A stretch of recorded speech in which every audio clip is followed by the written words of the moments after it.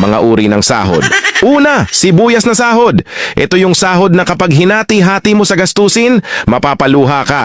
Pangalawa, pampapayat na sahod. Ito yung sahod na habang tumatagal, pakonti ng pakonti, ang natitirang pangkain mo.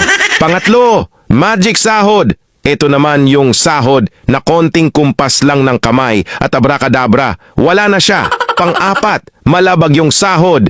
Ito yung sahod na di ka sigurado kung kailan ito darating at kung gaano ito tatagal. Panglima, corning pelikulang sahod. Ito naman yung sahod na tinatawanan mo na lang para di ka mabwisit. Pang-anim, konserbatibong sahod. Ito yung sahod na nakakawala ng inspirasyon. Pang-pito, baog na sahod. Ito naman yung sahod na kahit anong trabaho ang gawin mo, wala pa ring kalalabasan ito. Pang-walo, reglang sahod. Ito yung sahod na isang beses